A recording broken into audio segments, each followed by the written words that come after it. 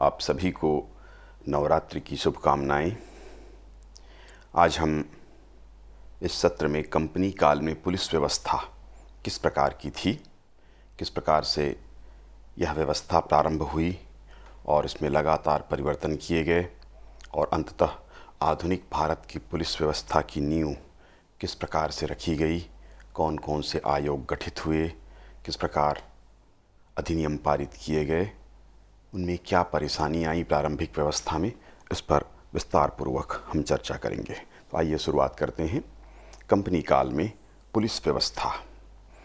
East India company के द्वारा 1765 में बंगाल, बिहार और उड़ीसा की दीवानी का कार्य संभाला गया।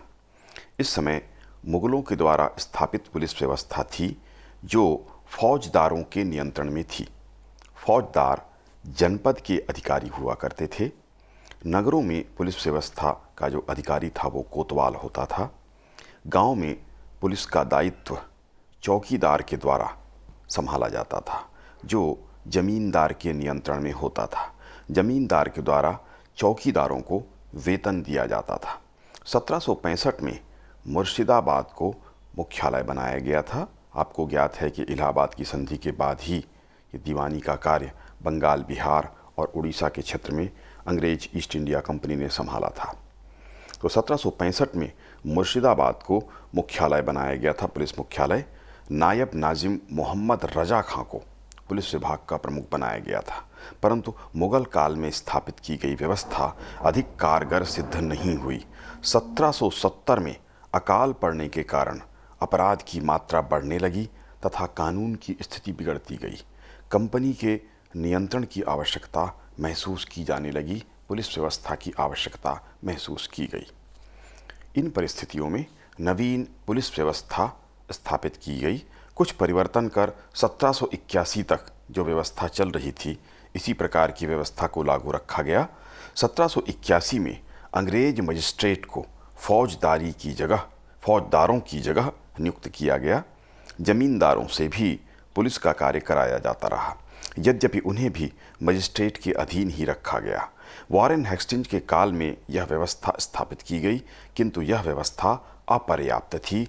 मजिस्ट्रेट पुलिस व्यवस्था पर पूर्ण नियंत्रण स्थापित नहीं कर पाए तथा जमींदारों की मनमानी जैसे कि पूर्ववत चलती थी उसी प्रकार से चलती रही। कार्नावालिस के द्वारा स्थापित व्यवस्था के बारे में बात करते हैं। 1793 में कार्नावालिस के द्वारा एक नवीन व्यवस्था स्थापित की गई।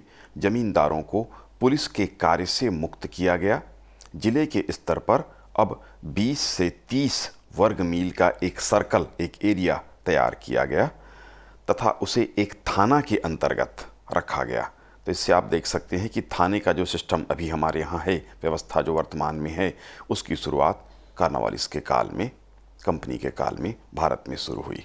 प्रत्येक थाने में एक दरोगा उसका प्रमुख बनाया गया। थाने का दरोगा की नियुक्ति मजिस्ट्रेट के द्वारा की जाने लगी। इस प्रकार दरोगा व्यवस्था या थाने की व्यवस्था हम कह सकते हैं नई पुलिस व्यवस्था के अंतर्गत कार्नावालिस के काल में स्थापित की गई पुरानी व्यवस्था के स्थान पर। इसके बाद हम देखते हैं बनारस में कुछ परिवर्तन के साथ पुलिस व्यवस्था स्थापित की गई थी। बनारस स्टेट के रेजिडेंट जोनाथन डंकन के द्वारा पुलिस व्यवस्था में कुछ परिवर्तन किए गए।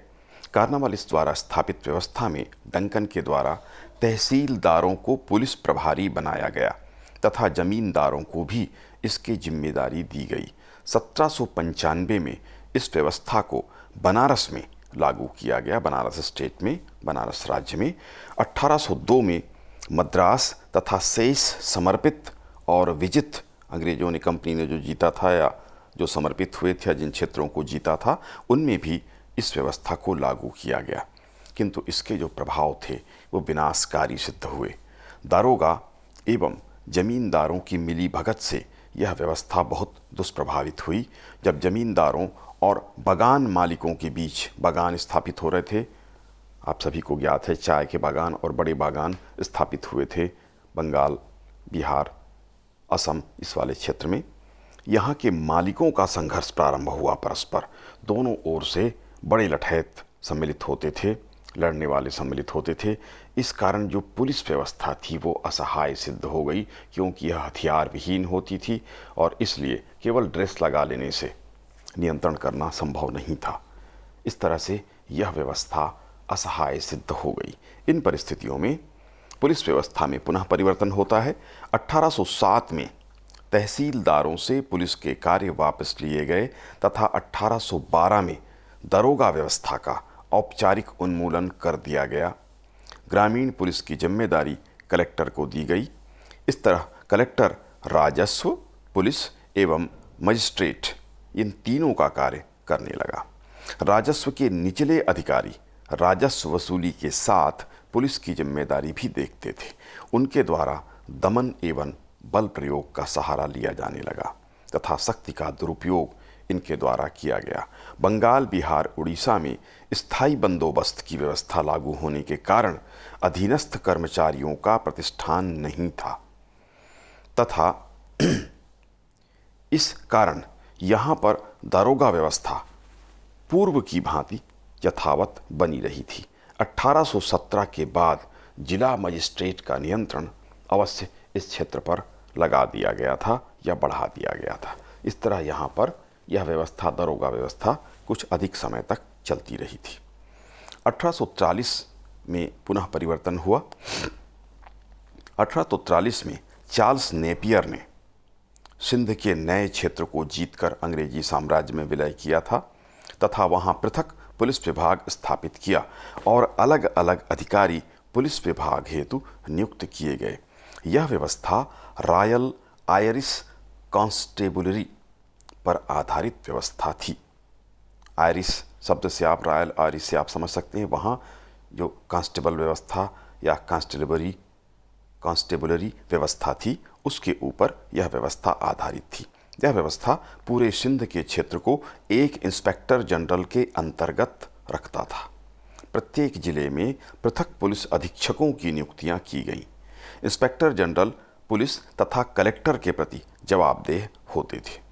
छोटे पुलिस अधिकारियों के पद पर भारतीयों की नियुक्तियां की गईं, किंतु बड़े पुलिस अधिकारी अभी भी अंग्रेज ही बने रहे। 1849 में पंजाब में भी इस व्यवस्था को लागू किया गया। जब पंजाब को जीता गया, राज्य का विलय किया गया। महाराजा रणजीत सिंह तक ये विलय नहीं हो पाया था। उनकी मृत्यु के पश्चात ही शीघ्र ही कुछ ही वर्षों में पंजाब की व्यवस्था खराब हुई थी और वहाँ की दुरावस्था का लाभ उठाकर अंग्रेज़ों ने पंजाब को भी जीता था और अपने राज्य में मिलाया था। उस समय पंजाब में भी यह व्यवस्था, इस प्रकार की पुलिस व्यवस्था लागू की गई। 1859 में मद्रास में भी इस व्यवस्था को लागू किया गया था। इस प्रकार से सुधरी हुई व्यवस्था पुनः नए क्षेत्रों में भी लागू की जाती रही। इसके बाद हम देखते हैं पुलिस आयोग एवं पुलिस अधिनियम। 1860 में पुलिस आयोग गठित किया गया, जिसकी रिपोर्ट के आधार पर 1861 में पुलिस एक्ट पारित किया गया। इसके अंतर्गत पृथक पुलिस प्रतिष्ठान स्थापित हुआ। पद या पदों का क्रम भी निश्चित कर दिया गया। 22 मार्च 1861 को भारतीय पुलिस अधिनियम पारित किया गया। प्रत्येक प्रांत में पृथक प्रशासनिक संरचना, पुलिस की संरचना संगठित की गई। प्रमुख पद पुलिस महानिरीक्षक को दिया गया। महानिरीक्षक प्रांतीय सरकार को रिपोर्ट करता था। प्रत्येक जिले में पुलिस अधीक्षक होते थे। Inspector, sub inspector, head constable, sergeant और कांस्टेबल के पद निर्मित किए गए। इसमें से अधिकांश पद, ज़्यादातर पद अभी तक उसी रूप में स्वीकार हैं, कुछ परिवर्तनों के साथ पुलिस व्यवस्था। इस तरह से आधुनिक पुलिस व्यवस्था की नींव इस समय रखी गई। वेतन बढ़ाने की अनुशंसा की गई तथा सशस्त्र बलों के बराबर पुलिस विभाग को भी वेतन प्रदान किया गया। 1892 में प्रांतीय सिविल सेवा का गठन किया गया। ये प्रांतीय सिविल सेवा अलग हुई, यह राज्य की या प्रांत की सिविल सेवा थी। केंद्र की सिविल सेवा अलग। इसी व्यवस्था पर अभी भी आधारित है। छत्तीसगढ़ में पीएससी की परीक्षा अलग होती है और केंद्र के स्तर पर आईएएस की जो परीक्षा होती है यूपीएससी बोर्ड के द्वारा। इस तरह से इसकी भी नींव इस समय रखी गई। 1902 में पुनः सर एंड्रू फ्रेजर के नेतृत्व में पुलिस आयोग का गठन किया गया, जिसकी अनुशंसा के आधार पर भारतीयों को पुलिस प्रशासन में पद प्रदान किए जाने लगे। यद्यपि अभी भी उच्च पदों पर अंग्रेजों की ही नियुक्तियां होती थीं। इस कमेटी की अनुशंसा के आधार पर राज्य पुलिस सेवा प्रारंभ की गई थी। राज्य के स्तर पर पुलिस सेवा प्रारंभ की गई तथा पृथक पुलिस प्रशिक्षण केंद्र भी स्थापित किए गए। अब तक पुलिस प्रशिक्षण केंद्र नहीं थे, तो पृथक से पुलिस प्रशिक्षण केंद्र, एक तरह से सामान्य प्रशासन विभाग से पुलिस विभाग का पृथकीकरण हो गया। उसके पद भी अलग सृजित कर दिए गए, लेवल उनके बन गए। राज्य स्तर पर अलग से पुलिस सेवा कायम की गई। प्रशिक्षण केंद्र अभी तक नहीं थे, वह प्रशिक्षण केंद्र भी स्थापित किए गए। इस प्रकार आधुनिक पुलिस व्यवस्था की नींव अंग्रेजों के काल में रखी गई थी। तो ये अंग्रेजों के काल में या कंपनी के काल में पुलिस व्यवस्था थी। और जैसा कि हमने स्पष्ट किया था कि वर्तमान में भी लगभग इसी व्यवस्था को अपनाया गया है। यद्यपि आधुनिक भारत 1947 15 अगस्त के बाद जब भारत स्वतंत्र हो गया तो उसके पश्चात इसमें बहुत सारे सुधार किए गए, लेकिन नींव के रूप में कंपनी के द्वारा जो पुलिस व्यवस्था स्थापित की गई थी वह आज तक कार्यरत है, या बहुत हद तक उसी रूप में कुछ परिवर्तनों के साथ पुलिस व्यवस्था कार्यरत है। तो ये कंपनी के काल में अंग्रेजों के द्वारा स्थापित पुलिस व्यवस्था थी, जो आधुनिक पुलिस व्यवस्था के नींव के रूप में कार्य करती हुई आज भी देखी जा सकती थी। तो कंपनी के काल में इस प्रकार से पुलिस व्यवस्था स्थापित की गई थी।